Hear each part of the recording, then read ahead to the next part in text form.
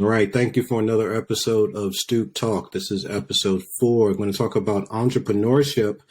One of the things that I've been interested in for a long time. After starting my business in 2018 as a financial therapist, it's been an enjoyable, but then also very frustrating and stressful process.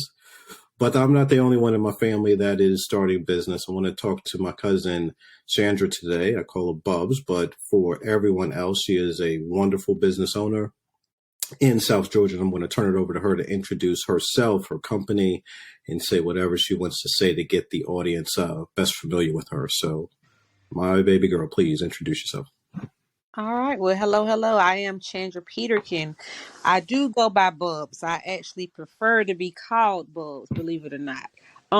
So yeah, I started a residential and commercial cleaning service here in the big city of Fitzgerald, Georgia. Google it. Um, Hmm. it's been it's been a ride. When I started my business originally, it was during the peak of COVID. That was really my Mm-hmm. motivation for it because people didn't want people around. People, they were very touchy about a lot of things. So I figured, how can I make this make me some money? So that was my go-to. Gotcha. Um, Started out in 2020. Um, been going strong since. As business has really picked up within this last year. We're really now focusing more on commercial properties versus residential. So I'm very excited about that. We do still offer residential cleaning, but more so now we're into the commercial business. So that's definitely taken off for me, and I'm just grateful for it all. I also have a Baddies in Business. We promote small businesses. We promote entrepreneurship. We have different luncheons that we meet quarterly. Try to anyway, and just network. It's all about networking for me anyway. So yeah. Yeah, and I think you talk about one thing, which is scale. You have this ability to have residential, but you talked about moving into the commercial space. And in terms of making money, that's sometimes guaranteed, right? That's more of a fixed amount of money on a fixed schedule. They're kind of more receptive. And so, how did you feel when you were able to take that business from residential to commercial? That's a big Oh step man, up. So come how did it feel that first time when you went from li- residential to commercial? listen. I'm country, so I'm turned by that for real. Like I'm very excited. Honestly, to go honest, I will honestly say I started out with my residential clients, and getting to know them and working for them is what brought me into the commercial side. I always considered my business residential and commercial, but I wasn't picking up the contracts in the beginning. So I had to make the relationship build the relationship rather with my clients. And that's what took me into the commercial business because of the people that they introduced me to. And again, networking. I'm very big on networking. Very, very big. Also, the chamber here in Fitzgerald, they host every month a women in business luncheon. Going into that luncheon has truly, truly helped me because you'll be surprised just getting to know people and them getting familiar with their face, with your face, how they'll introduce you to other people and speak of you when you're not around. So that's what really helped my business take off. Hmm. And I've heard you say networking a couple of times now. And so I think one of the things that I hear you saying is that, you have to be a presence before your business can be a presence, right? You can start your business and you could do it, but until you get yourself out there and speak as a business owner and advocate among other business owners, you're not in that fight Right. like everybody else. And so you feel like you have more of a say. Tell me how you go about it. Like how do you go about meeting people, talking about yourself, and making sure that they have a good understanding of the value you bring to their business. Well, I have the gift of gab. I that you can put me in any room and I can handle it. I can talk to whoever. I'm not easily intimidated. I'm not timid. I'm not scared. I like to talk. And I know that me talking, honestly, I'm gonna be honest. When I first started my business, I lied. I'm just be honest. I made everyone that I came in contact with, I made them think that I just had the best cleaning service and they needed my services. I convinced them to deal with me. And that's what I Mhm. stuck with.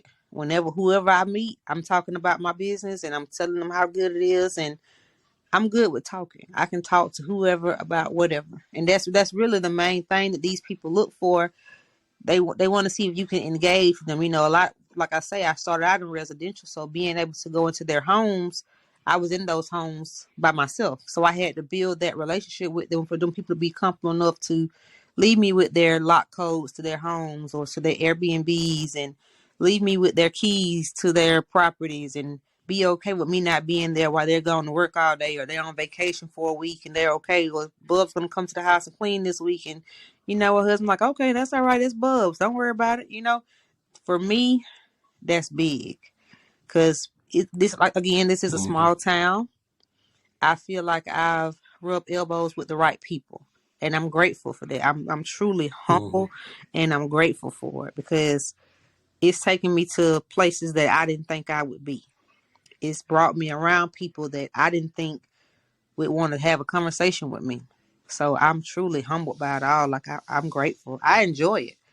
I'm OCD, so cleaning is easy for me. That's something I've always done. Like I was the friend at the parties while when everybody drunk, I'm trying to clean up the next morning when everybody serious. So cleaning came naturally. It doesn't bother me. It's something I enjoy doing. And my mindset, when I clean for someone else, I clean as if I'm cleaning my own home. So I just try to Mm-hmm. give quality service, and make sure they're satisfied with the results. And 9 times out of 10, they are. I haven't had a complaint yet, so fingers crossed. I hope I don't, but it's been a blessing. It's truly a blessing. No, I doubt you will. And I think one of the things I would say, just to reframe, right? Because I think two things that you've said are very important. One, I also started out in kind of individual, wanting to help out individuals. And then you go up to corporations because you realize that with working with corporations, you can help more individuals. Right. And it takes a longer time.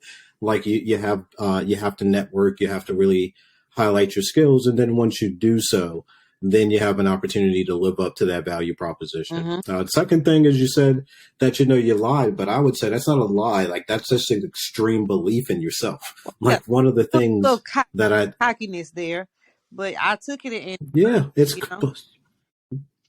yeah, you got to have it. And here's what I mean. It's like, there are not that many people. This is just the psychology of it. There are not that many people that believe in themselves to a degree that they're willing to speak about it, because most people will keep that in. So being willing to speak about your own ability confidently, to someone else for the purpose of them trusting you, like that's all, those are skills, right? So I don't think I would have heard lie. What I hear is a supreme belief in yourself, Okay. right? That carries over to a supreme belief in what you're able to deliver, right? Which then carries over to a supreme belief that your business is of a quality product, Right. right? Those things don't come from hope and wishes and, thinking it will happen. And like you said, you're in a small town. So let's talk about that because I don't think a lot of people know about Fitzgerald. That's some Blount stuff right there. And so another one is when we talk about that small town, you talk about rubbing elbows. How does it feel like being a business owner in a small town like Fitzgerald? Starting out, it was tough. But my thing is the confidence. I've always had confidence in myself. I was working for a company here called Polar Beverages for 6 years. I started out as a temp, worked my way all the way up to HR, and because I thought that's what I wanted. And I went into the initial interview. I knew I wasn't qualified for the job. I just figured I was going to talk my way through it, and I did.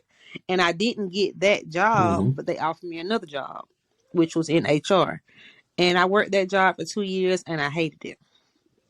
I absolutely hated it Mm-hmm. because I did all the work. I did all the lead work, and my boss at the time, I was doing his job and my job, and he was going to Disney for weeks with his family, and I'm like, well, dang, why I can't, if he can do this, and he told me something. He actually inspired me, whether he knows it or not. He told me that he wasn't qualified for the position that he was in. He was the director of the company. He told me that he did right by the right people and worked his way to get where he was at. And he knew that if he put the right people under him to run the company, that he could do his job. So I was like, well, why I can't do that? Mm-hmm. So that's what I did. I left. Well, like I say, when COVID started, I left. I told him I was leaving because I told him all the time I was going to start a cleaning service. I told him that for over a year. And I finally just stepped out on faith and did that. And since, you know, it's funny because, again, we are a small town. I think the population here may be, I know it's less than 9,000, maybe 8,500, somewhere in there. So it's small.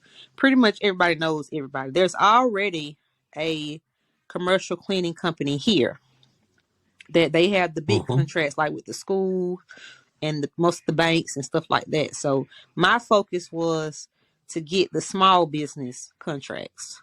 I figure, well, they don't have this contract with this company, so if I get in good with them, they're a small business just like me. They can understand where I'm coming from. So that was my goal. That was my angle with it, and that's what I've done. So far, the contracts that I have, they're all small businesses. And I'm okay with that because that was my goal, to get the contracts that they didn't think about. And eventually I figure once I build up, that relationship between them, then I can get the bigger contracts. But right now I'm okay with the contracts that I have because it's allowed me to be around so many people. I applied for a job a while back and my goal was they needed a janitor. And it's a new company here.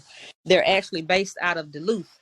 So my goal Okay. was, knowing how this company is trying to build and how they're trying to grow, I say, well, I'm going to go in as the janitor. I'm going to work as a janitor, but I'm going to convince them to give me a contract through my business to clean for them.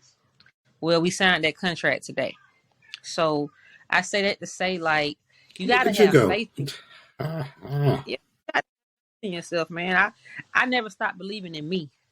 And I ran my company pretty much by myself since I started it. Now I'm to the point where I can bring in employees, and I'm grateful. I'm so grateful for that because it's been a lot.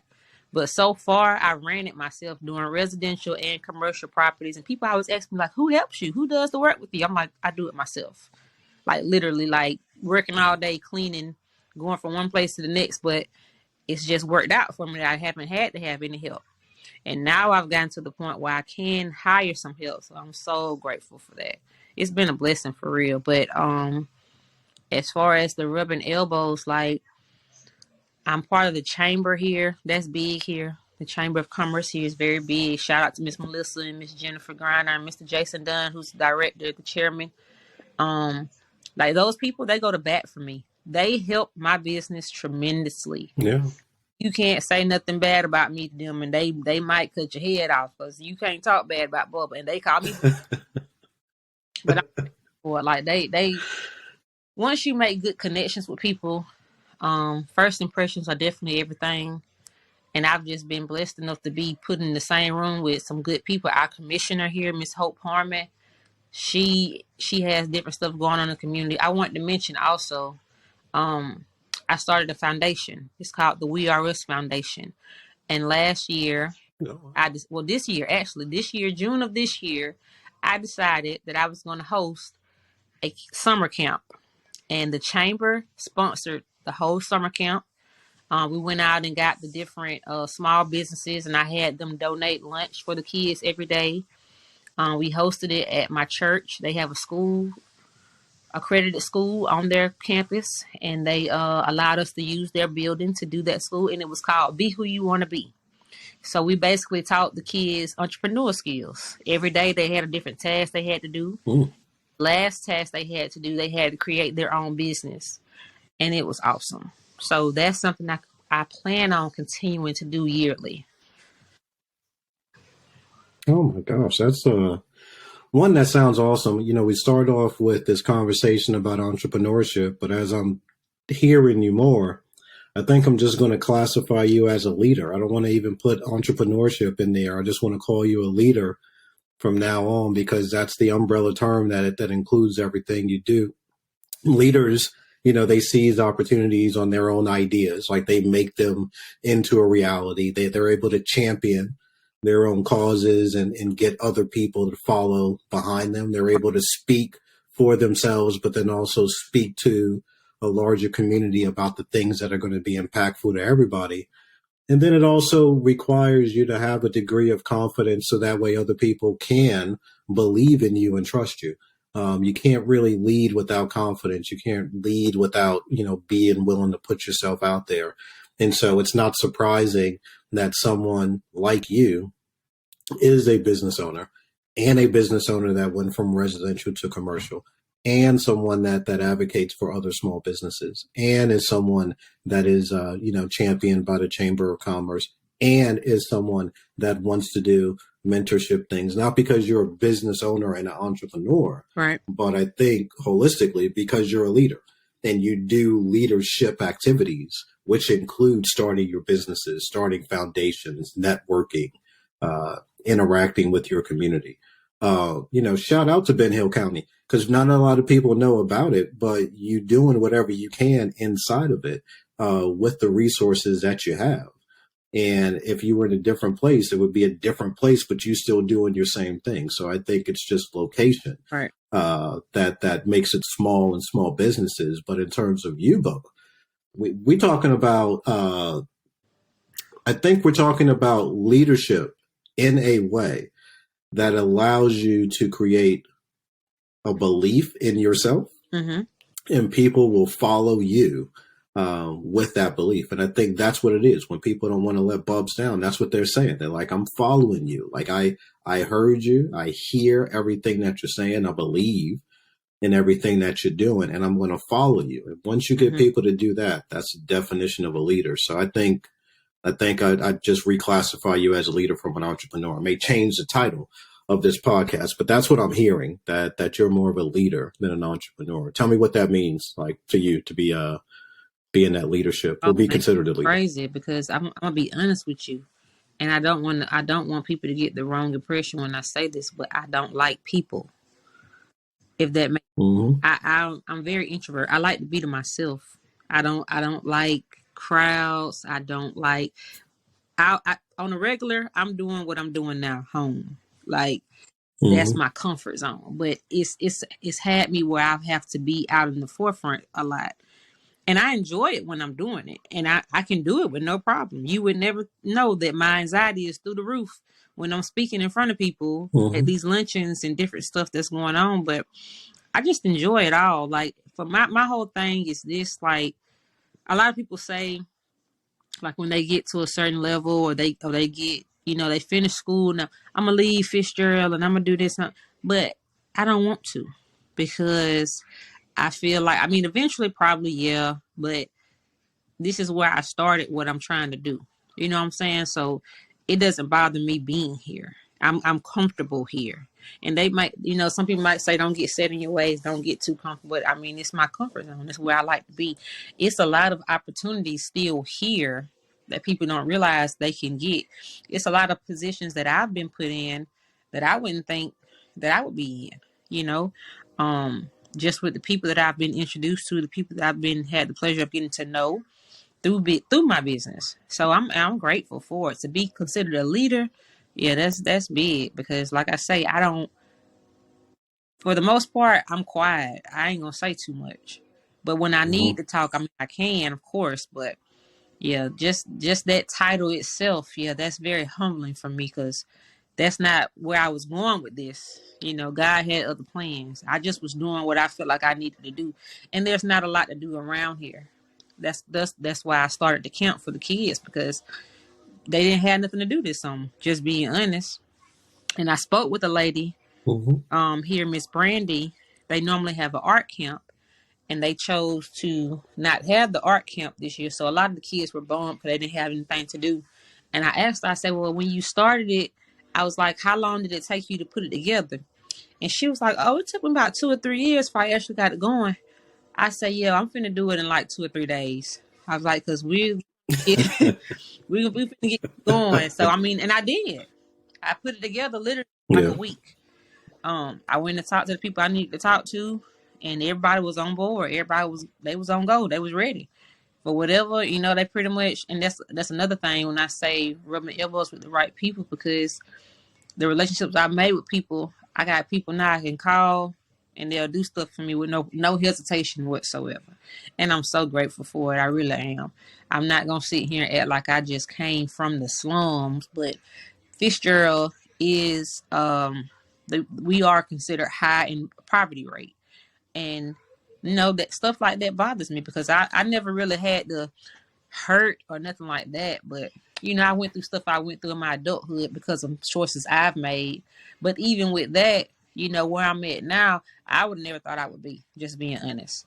And it's just a blessing. It's very humbling to be able to show. My whole goal is to show people just like me that they can do what I'm doing. They don't have to be scared to do it.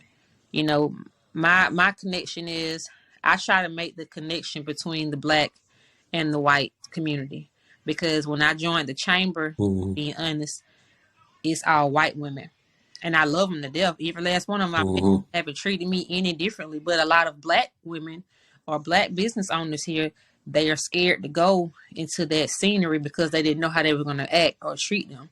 So I'm glad that I was the bridge that brought them to make them feel comfortable enough they could do that. So now when we go to these luncheons, it's more of us there. You know what I'm saying? So that's my whole thing. Just to let them know, like, this networking is way bigger than just us. You got to go outside that wall and really network. That's where you bring your business in.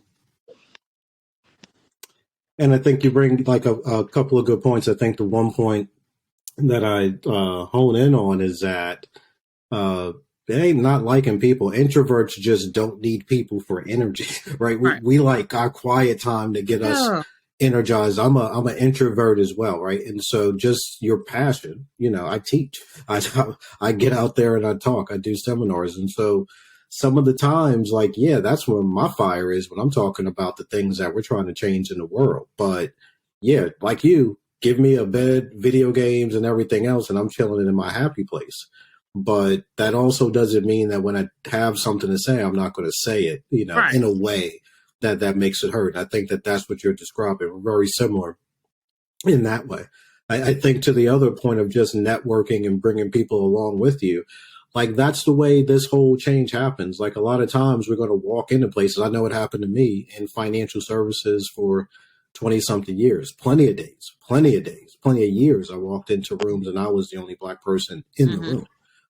Plenty of times I went to conferences and I was the only Black person in a conference hall. You know what I mean? And so there are these opportunities where you can either sit there and say, yeah, I don't want to mess up, or you can sit there and say, I'm going to be heard today, because you ain't going to hear nothing no other time. So let's talk about it today. Let's actually build these bridges today. And I think that is what leaders also do. Not that it's something that inherently everybody can do, but someone like, Mother Teresa, for example, has a high degree of charisma. And she was able to have people lead her similar to Martin Luther King, similar to Malcolm X. And so I'd say just like that, your charisma blueprint allows you to be the person that you want to be in the place where you are, in Fitzgerald, around the people that you want to be, doing the things that you want to do. So I love every bit of it. How can people stay in touch with you, get to learn more about you? Where can they find you? How can we make sure that we spread this message to as many people as we can for you? I'm a Facebook fanatic. So on Facebook, Chandra Peterkin, because I know a lot of people are more into Instagram. I will admit I'm bad about Instagram. I'm not on there that much. I'm trying to do better about that, but I am on Instagram. My Instagram name is, I think it's Chani Ray. I think it's CHANII_Ray, which that's RAE. Just add me on Facebook. That'll probably be their best bet, because more there than IG. I'm just not there. I don't have a website yet as far as for my business, but they can find out everything I need to know business wise. Follow me on Facebook. Oh my gosh. Well, Bubs, I have enjoyed our conversation. I love you to death. I'm so inspired by what you do, and very proud at the same time. You are making waves, and I'm loving everything that you're doing for our family, and then also for Fitzgerald. That's where our family is, Right. will be, and always has been. So I really appreciate what you're doing for Ben Hill County, Fitzgerald as a whole, and everything that you're doing for our family. Love you to pieces. Thank you so much for this conversation. Love you too, and thank you as well, cuz I appreciate it. Anytime.